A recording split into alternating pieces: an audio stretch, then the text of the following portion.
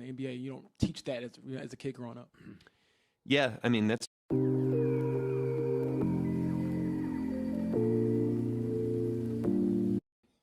unconventionality. Mark Dagnall talking about his team, and take a look at this team. They are pretty young. SGA, J-Dub, Chet, the fifth trio of teammates aged 26 or younger to each score 20 or more in an NBA Finals game. Look at that, 2012, the Thunder, KD, Russ, and Harden. Oh, I love them. Another Thunder team in second, right before them. That's incredible. Oh, and that was like kind of when I just got started in the NBA. It gives me like crazy nostalgia. And it's crazy also to me that it was 13 years ago. So Mark talked a lot about, why are you laughing, Zach? What's so funny? Just a weird trip down memory lane for just you. I know. Well, I was thinking Katie's my favorite player. So it's just like really fun to see them together. Anyway, back to the present. Mark was talking a lot about the team, and a reporter asked him about the 1 day in between these last two games. George, can you talk about, I guess, you have 82 games in the regular season, and then you have a bunch of games during the finals, the playoffs, etc. Is 1 day in between these two games as important? Is it a big detriment for both teams, or do you just kind of keep rolling on? It's the NBA Finals. No, I think this one game in between is perfect. If OKC had 2 days to sit and overthink things and overdo things and be like, oh, well, we have an opportunity, we might go down 3-1. No, like this is the most important game of the series. And it always is the next one. And reason being, like I said to start the show, you get this win, you go back home to Oklahoma City, you have a 3-game series to win 2 games. And having home court advantage again. I mean, you wouldn't want it any other way. If you started the season and told all those guys that would be the scenario, they would pick that. I think having one game is a huge advantage at this point because it allows them to just flush it, have amnesia, whatever happened. We're going into game 4. We're trying to win this, go back home and win 2 more games and call it a day. If you have multiple days, coaches start overthinking it. You're watching film, overdoing it. You're trying to get this micro look at, hey, well, they did this and we did this. It's like, no, you guys have gotten here by taking away the paint, turning other teams over. So Oklahoma City is going to have to take care of the ball, do what they do. We just showed their trio that had 20-plus points, and you tossed in your favorite player, KD, or whatever you were saying over there. But they have the roster. They have the talent. What they need to narrow in on is taking care of the ball. If you're going to give Indiana a scorching hot offensive team, extra possessions, like it's going to be an uphill battle all night, and you can't afford to do that. We're watching Shai Gilgeous-Alexander warm up. Game 3, he had 24 points, 8 rebounds, 4 assists. He played 42 minutes. I know that Zach and I have talked a lot about Shai and kind of what we expect of him, and we kind of expect the 30 to 40 points per game. Not there. 24 points, not even a team high. Jalen Williams had 26 points. What does Shai need to do in order to get this win tonight and to get back home court advantage? Zach? He's got to be aggressive. I mean, I'll break down some of his scoring from the previous 2 games later on in the show, but he has to be aggressive. It has to start with him because he is the thing that puts any defense, especially Indiana's defense in this series, on tilt. Like if he doesn't break down that defense, yes, Jalen Williams can do it a little bit.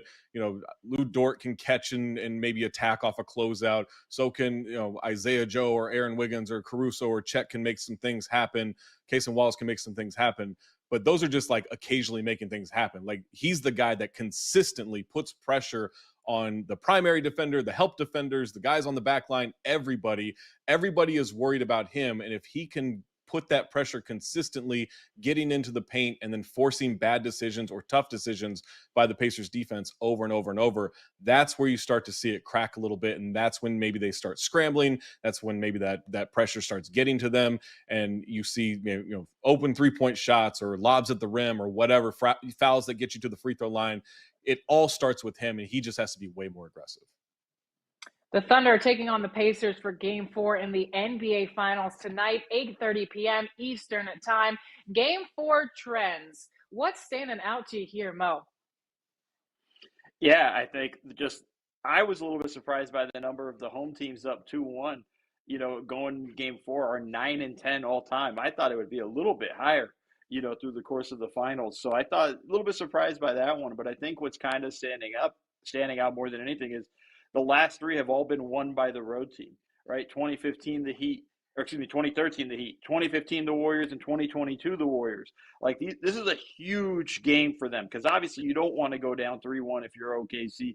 Look, we see that number right there, 37-1 all time. Alexis, do you remember the one? I can't remember if you remember the last team. I'm trying to think. LeBron James. Like 2000. Oh, George is right. It was LeBron James.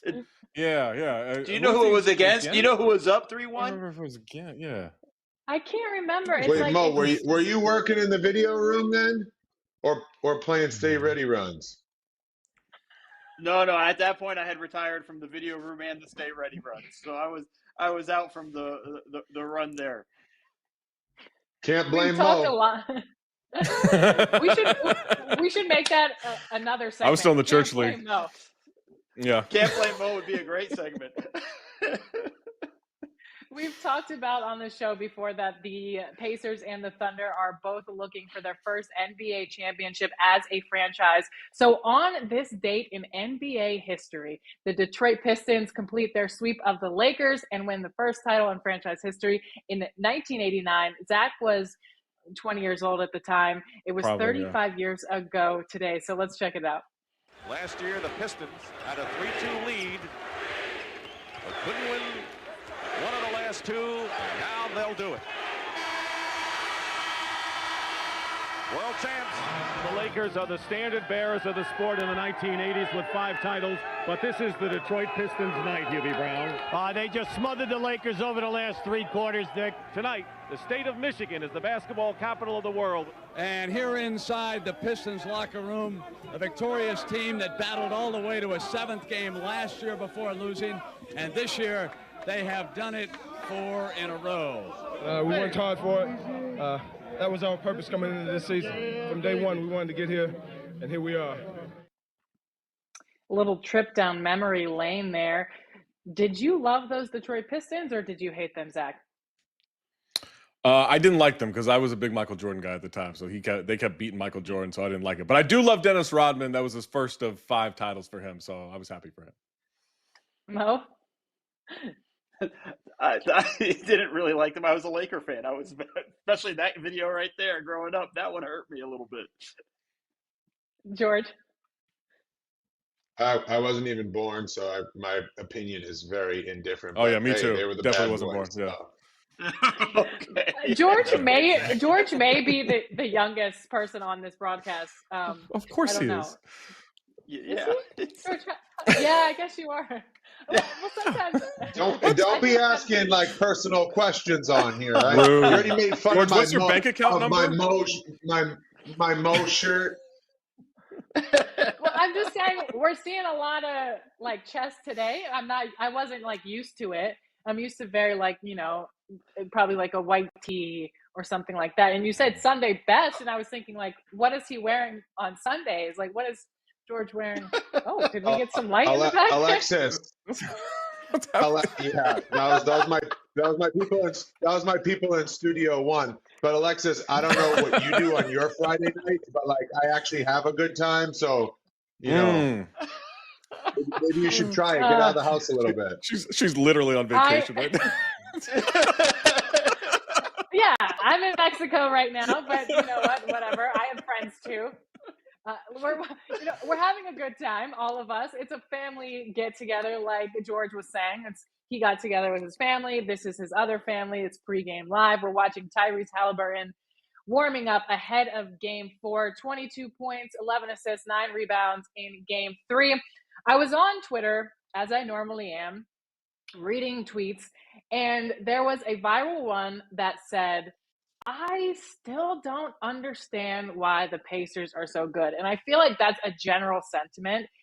Can you, in layman's terms, because when you look at the Pacers, sure, Tyrese Halliburton is a star, but it's like every player's like really good, but it's not like their superstar status, right? So it just seems, I feel like some people don't understand what makes the Pacers so good, especially against this Oklahoma City Thunder team, which was first in the West. They broke all these records. They're young.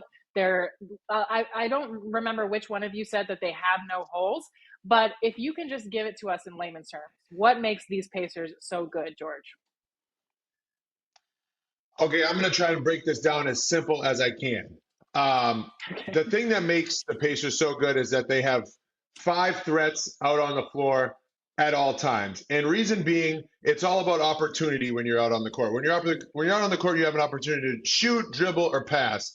And when you have a superstar like Tyrese Halliburton, who is willing to turn down just okay shots to then throw the ball to a teammate to give them an opportunity to get a great shot, it doesn't allow the defense like Oklahoma City to just dial in on one person. It's a totally different game when you're a superstar, like in the Anthony Edwards versus the Thunder series. I say that Anthony Edwards, Minnesota Timberwolves, where literally Anthony Edwards was coming up and all eyes were on him because they knew that he's the creator for everything over there. He drives, he kicks out, he does all that for them. So with that being said, Tyrese, whether if it's he catches the ball before he gets over half court and throws ahead to Andrew Nembhard or throws ahead to Pascal Siakam, that Zach has pointed out that Pascal sprints the floor and runs so hard, it energizes the guys around you to want to cut harder because they know they're actually going to get the ball. It's not just, hey, I'm a decoy so that my superstar can shoot the ball.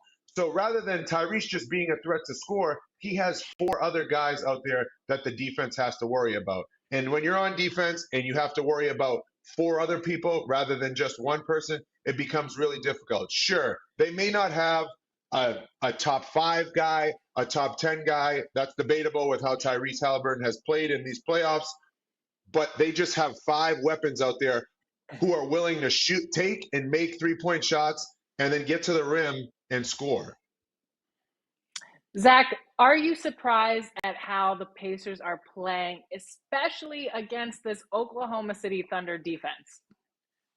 No, I've been right about every game so far in this series, so I'm not surprised at all. They're legitimately great. They've been one of the best in the league since turn of the calendar. They're a great team. They're a good team. They've one of the best coaches ever. That's how we should talk about Carlo. Tyrese Halliburton is a superstar. Is top 10. I don't know if not, he's outside the top 10. He's a superstar. Siakam's a champion, an all-star, an all-NBA level player. They're deep. Like, I'm going to go over to X's and Mo's right now. It is time for my favorite segment. I know we're going to see some domes. George, are you ready for these domes? Give me the windows and domes. Windows and domes. Let's do it. X's and Mo's. Take it away, Mo. There weren't a lot of windows for the Thunder, so we're not going to see a lot of them. Here in transition, J-Dub misses the shot, gets the offensive rebound. He thinks he has a window. He thinks he has Chet Holmgren running through, but he doesn't see Tyrese right there. He's going to shoot the gap right there, pick off the pass, and now it gets the Pacers in transition here. And he finds Obi Toppin there for an easy layup. It's one of those plays George was talking about where they're able to kind of give stuff up, where he's willing to look to the pass. Watch McConnell here on the inbounds. Again, this time, they think they have Chet. They think he's open. They don't see McConnell coming, streaking across the other way. He's going to come up with a big steal right here. And this is just the beginning of the possession, right? Siakam misses the 3, but there's McConnell again coming for the offensive rebound, finds Nesmith for an easy bucket right there. Then another possession. This is McConnell one more time. Drives down the lane. Nesmith cuts, hits it for the layup. Cool. We think the play's over. Wallace thinks he has open player right there. No, McConnell's in the vicinity. You have to be careful. Another steal off the inbounds, throws it off Wallace, gets the Pacers another possession. It's the turnovers they were forcing over and over again. Shea sees that he has McConnell coming over. He sees him rotating over. He's like, cool, I have the corner wide open, so I'm going to fake like I'm hitting Hartenstein. Except McConnell reads the whole thing. He backs out right there, picks off the pass again, gets the Pacers in transition. On another possession in the second half here, we have Shea coming off the ball screen. It looks like he's kind of has everybody in the dome. He's got 2 guys on him. He's thinking, I'm going to hit Chet on the roll. It's going to be an easy situation. But he doesn't see Halliburton rotating over from the weak side low position. He's now the cheap shot. Sorry, Zach. All right, here we go now with Shea coming off the screen. This is one of my favorite ones because Nembhard's chasing. You have Halliburton in front of Shea, but he's going to jump it around him to get to Dort. And that actually forces Shea to turn the ball over, travel. This is one of the few times I've seen Shea rattled. Here we have, Turner in drop. This opens up the opportunity for Nesmith to get around and get back in front of J-Dub. He stays with him the whole possession right there down the stretch. And now Siakam's going to be able to jump in, help in there, get his hand in there, forces a turnover there on J-Dub. These were big, big plays down the stretch. The Pacers created so many turnovers. It was kind of wild to see the Thunder turn the rock over the way they have. And we've seen them kind of improve through the course of the series. Game 1, 7 turnovers, 4 Pacers points. They forced 14 turnovers in Game 2, got 17 points. In Game 3, 19 turnovers, 21 points for the Pacers right there. They're able to turn them over and convert it. And again, these are the things that put them in position to win Game 2. When it's at home, or Game 3, when it's at home, you're not stealing. You're doing your job. George, thoughts on X's and Mo's? You got your domes there. Not a ton of other graphics, but No, listen, I always think Mo does an exceptional job, but I think talking about the turnover game is extremely key, right? That's how Oklahoma City beats teams, and they're getting beat at their own game. That is never a good thing, right? The playoffs, like I've said before, are a possession game. You need to value every single possession. You heard Mark Dagnall a couple times before this. I think it was before Game 2. He talked about we focus on the possession battle and us getting more shots than them.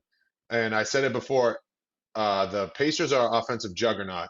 If they are getting plays throughout NBA Finals history. So let's check out these plays before 2000 and hit us in the chat to tell us which play was yours.